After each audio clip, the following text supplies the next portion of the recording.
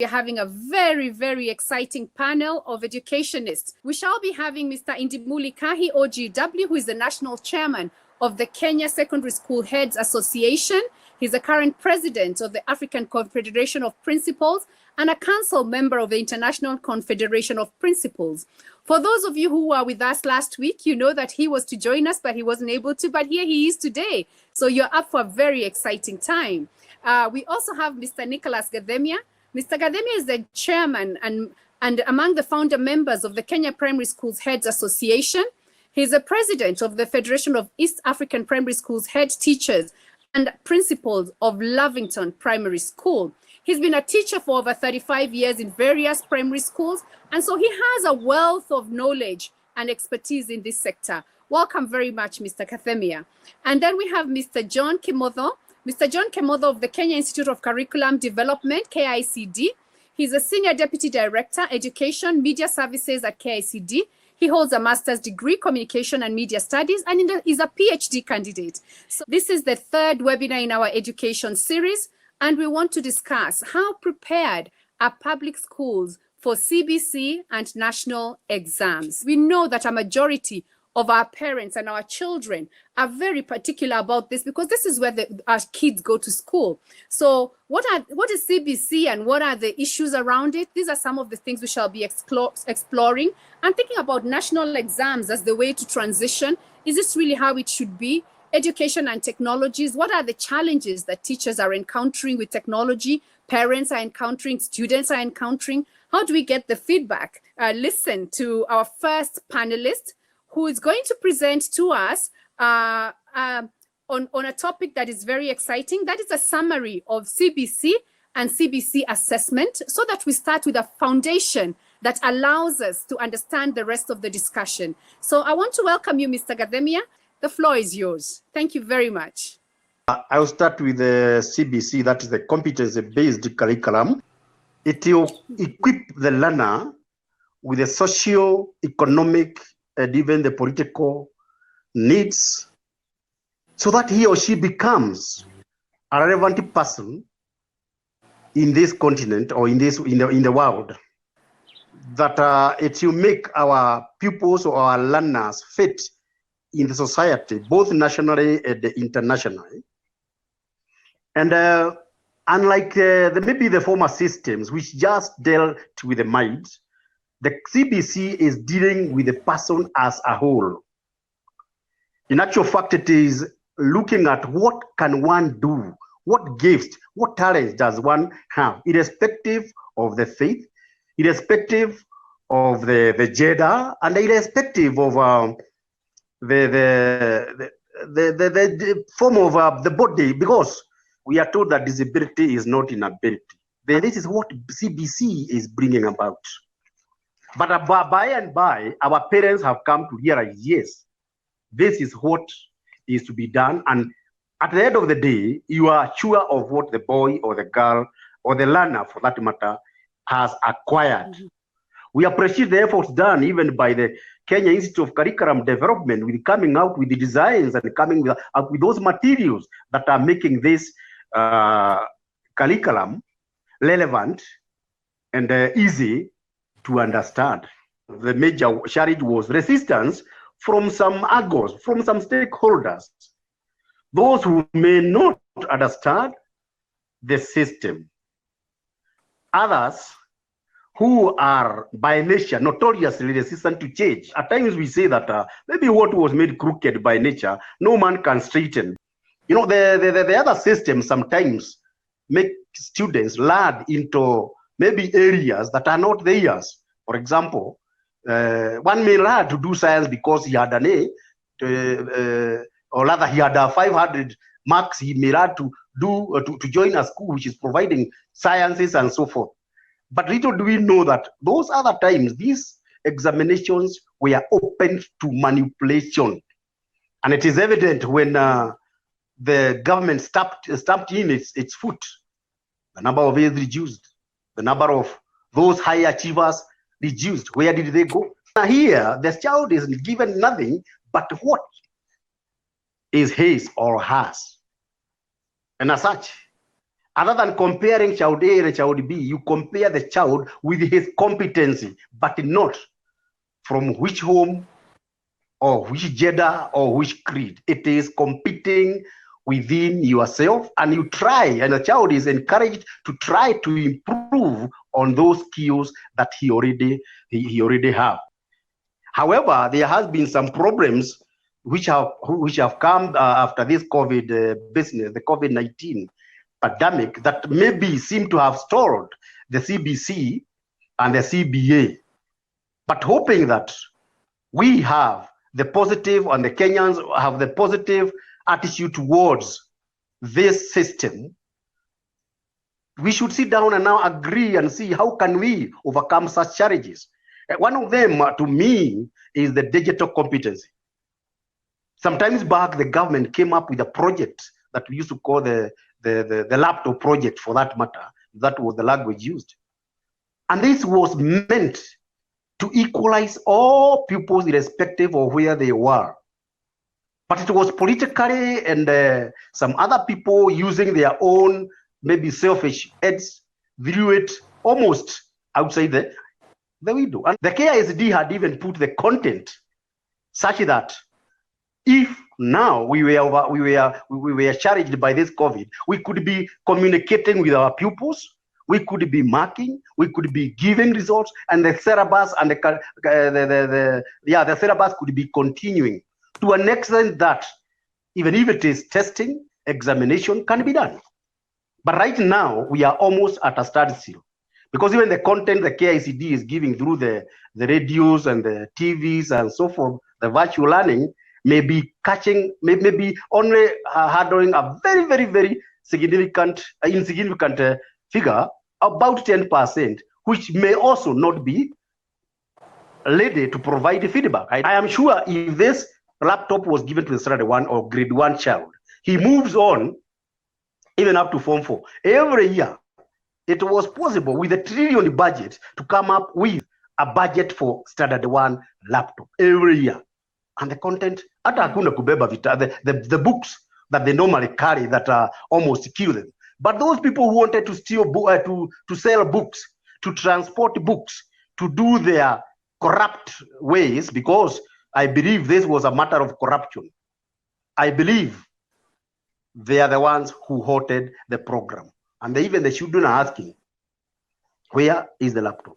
I wish we are able to explore and see how we are going to revive that project and make it even more better.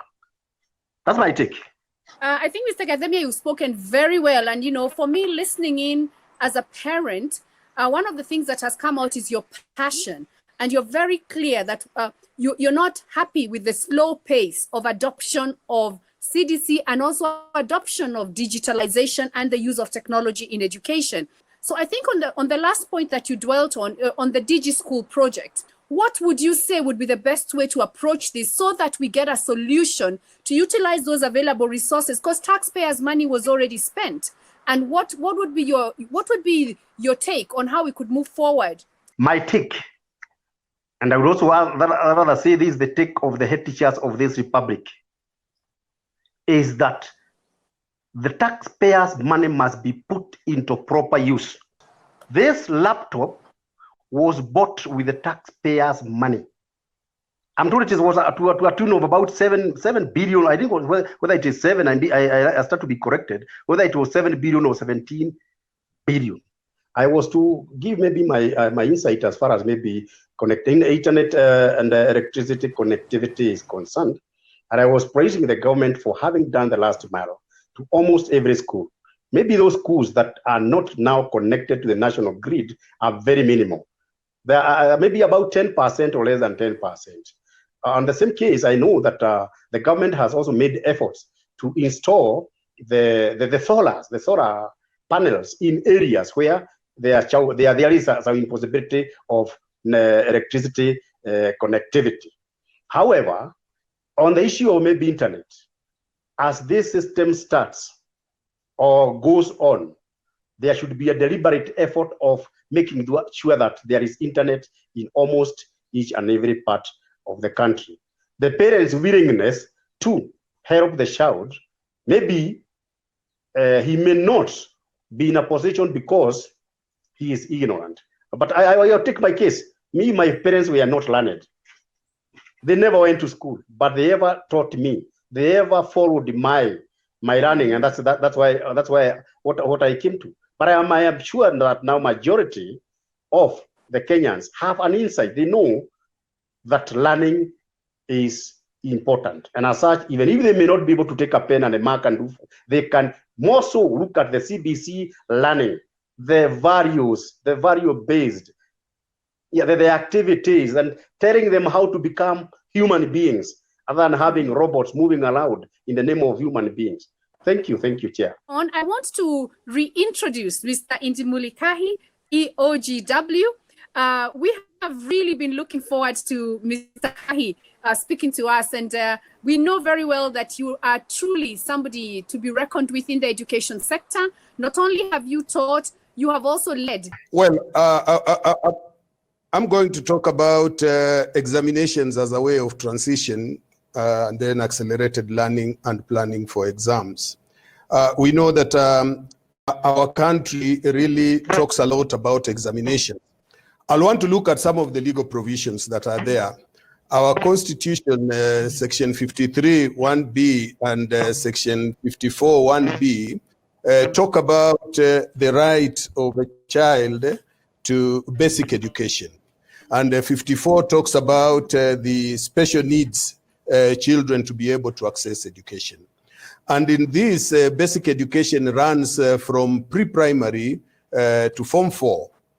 And therefore, it is expected that there must be seamless transition from those pre-primary up to Form 4. And that is why you saw the introduction of 100% transition. The transition in our education system, I would like all of us to understand this, is by age. The examinations that is summative at the end of the year, that is at the end of the primary course and at the end of the Form 4 course, is meant at primary level for placement in secondary schools, and at Form 4 is meant also for placement in university.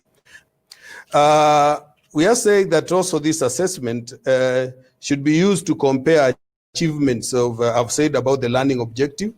The teacher could use the exams as a way of self-assessment. I look at myself when the students have not performed well and try to find out whether I am the cause rather than looking at the child as not having achieved. But with the time in our country, we've lost this purpose and focused more on examinations as a means of glorifying and comparing children. And that's why you saw in the recent past, the country has stopped ranking. For example, if you look at Sweden, the final exam only takes 20%. 80% has already been done. So even if they don't sit the final year exam, they have 80% to use to place these students. Ghana, in Africa, 30% accounts for the summative examinations. And this is what CBC is going to cure. So be rest assured that examinations are not meant for transition only. Transition in the 844 or in our basic education is by age. And that is why for those who are over age have an opportunity through accelerated learning.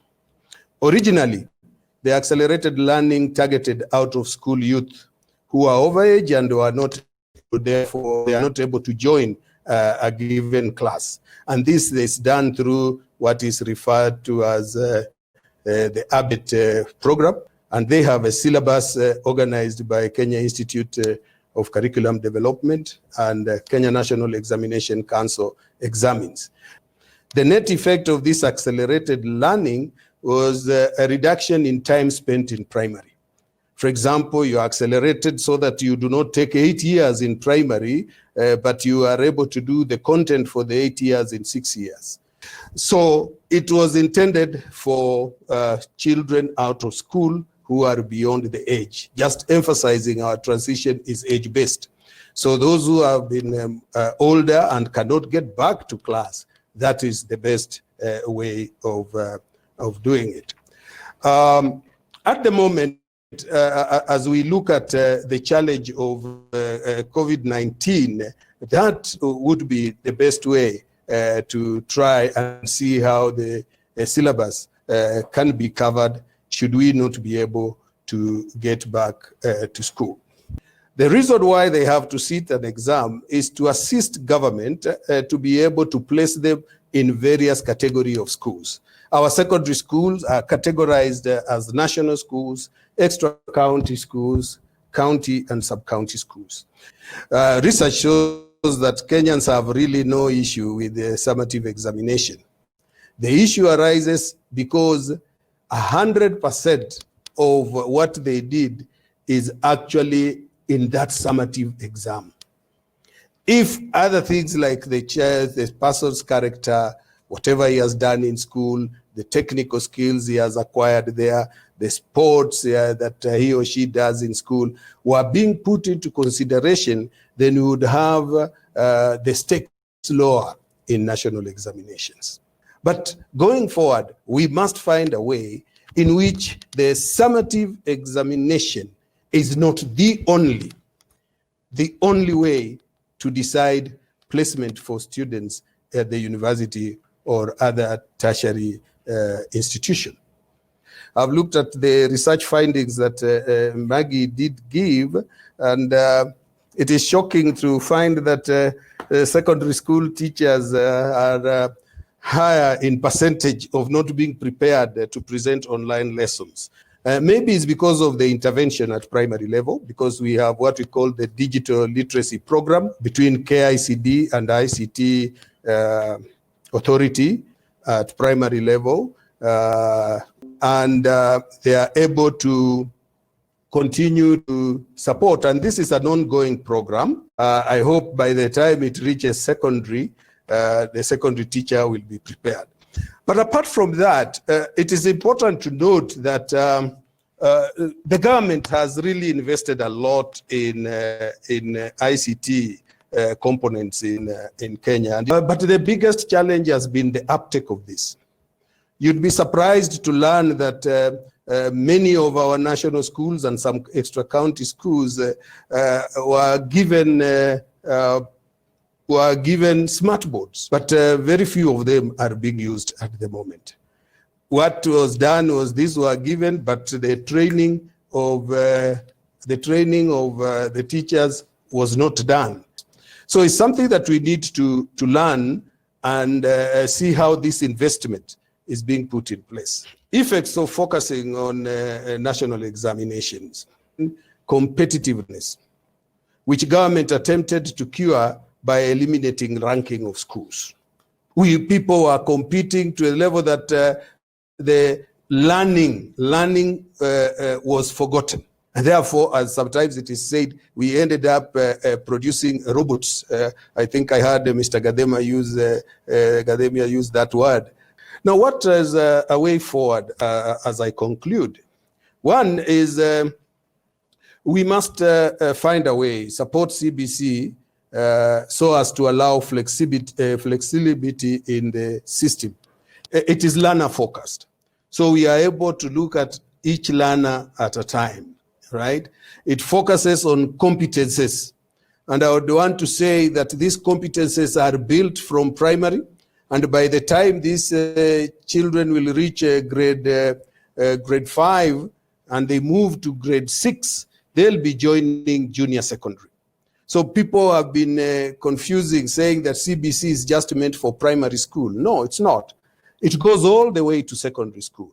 Having been well guided from primary school through junior secondary, now when they get to senior secondary, they'll either choose the pathway of arts and sports, STEM subjects, and the social sciences. Number two, we need to create multiple assessment regimes that cater for the pathways that I've just talked about within CBC, with specific focus on technical education, performing arts, and sports. Number three, we need to link NITA certification with education system. Notice that the NITA certification is based in the Ministry of Labor, and the others are in the mainstream education. Is there a way that we can link this certification so that we are able to create a dual qualification award program that caters for the marginalized children, children with special needs, and those in disaster-prone areas or the ASAL areas? And then finally, we must just embrace technology in all spheres of education. As I've said, the government has invested, but the problem is the follow-up. One of the questions I will say is that, from listening to you, people have been transitioning from one class to another. It is age-based.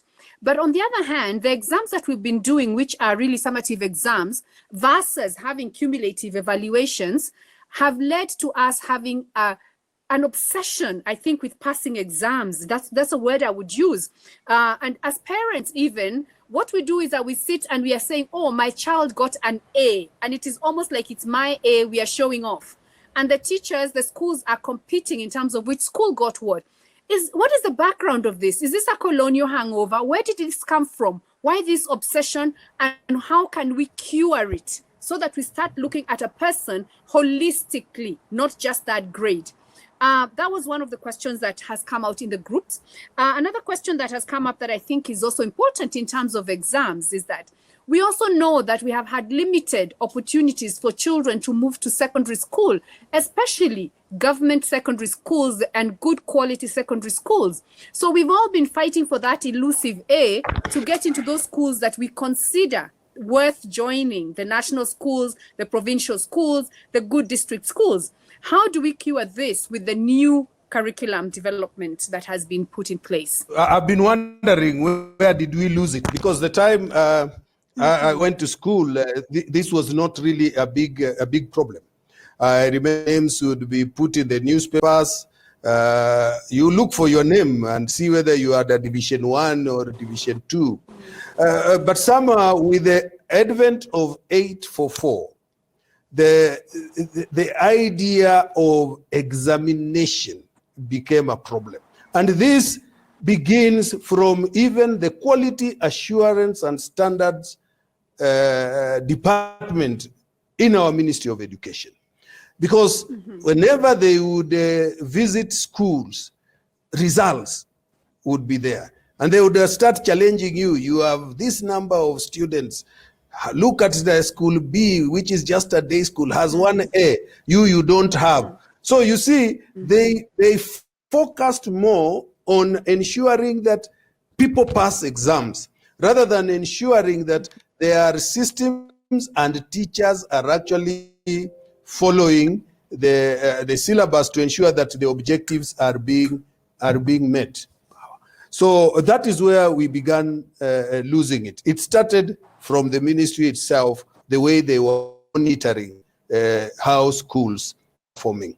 Second question you asked was about how we can deal with the summative and the where we can put together everything. I think if I got you right, I think with the CBC program, this is going to be taken care of. So we only need to allow CBC to grow. Already they have done what we call monitoring learner progress at grade 3. They will also conduct the other learner progress maybe at grade 6. And as we develop it, we will be able to put things in place that will allow us to objectively assess. I'm using the word objectively because we still have the hangover of passing exams. Will I be able to clearly and objectively state that my child has not met the objectives? So that is what we still need to cure until we get it out of our mind, and I'm sure we shall have solved the problem. It will take us time, but it's not a long time. We will be there. Excellent. Thank you very much. And I think you've spoken very wisely, because the truth of the matter is that anything that is cultural takes time. But in the same way we have learned to embrace things like entrepreneurship and agribusiness, I believe we are also going to move, and rapidly, because the younger people are very quick to change and to adapt to things that make a positive difference. And we are hearing clearly that this competence-based education is making a positive difference in education in Kenya. There's a point you raised in terms of the collaboration between NITA and the Ministry of Education. And I found that a very good point, because we must worry about everybody who needs education and some skills development, because this is the holistic way to look at education. So I really like that point that you raised, Mr. Indimuli. I want to ask you to address it in a little bit of depth and tell us how you see it taking root. How would you want it implemented? How would it work best? And also, as you deal with that, what do we do with gifted children? I know we've talked of the accelerated program, where we are talking of kids who have been disadvantaged by floods, by pandemics, by banditry, things like that. Is this also the place for gifted children? And where is the place for special needs children? So another round of questions for you, Mr. Indimuli. Thank you very much. I'll want to say that I'm sure you are aware. I also sit on the task force together with the academia, and I would want to say on the task force of CBC, I would want to say that to avoid maybe revealing too much on what is already in that report, I think this is something that is in the thinking. I'm sure Kenya Institute of Curriculum Development will be roped into this, but it is something that we are seriously considering in the education circle, because it is true. Special needs education is mainstreamed into the education system. In fact, we have schools that are already having the special needs students incorporated in the mainstream studies. But schools have always been advised that as they develop new structures, they must take care of students and the teachers who have special needs. For example, on my staff, I have a blind teacher, and we had to change most of the things, including doing his house afresh. So those are things that we must bring them in slowly. Number 3 was the issue of how can NITA and come into the mainstream with the Ministry of Education. I think the National Qualification Authority must play a big role in ensuring that what the Ministry of Education is doing can feed into NITA programs. Because the idea of NITA is not known by many parents and by many schools. So children leave schools without knowing that there are certain alternatives that can make them move forward. And that's why many NITA training institutions are under-enrolled. Not because there are no people, it's because they do not know. But I'm happy through CBC program, we are seeing some career learning, career practice as an area of learning. So this will assist both students. But we need the qualification authority to come to sit with the Ministry of Education and see how the pathways, one of the pathways will be getting into it, including the TVET education. Excellent, excellent. Thank you very much, Mr. Indimuli. And just to let everybody know, we have the opportunity for everybody to participate in this discussion. In the chat group, please post your questions. I've been reading the chats and picking up some of my questions from there so that they can be answered by our panelists. We actually have a very authoritative panel of experts, and they're giving us great insights on what education is, should be, and is going to be into the future as they work behind the scenes to make sure we do the very best for our children, especially post-COVID. And COVID has given us the opportunity to fast track a lot of change. And we are very delighted that the people on the panel are at the steering wheel, making sure that we are going to get these changes implemented effectively for the children, for the benefit of this nation.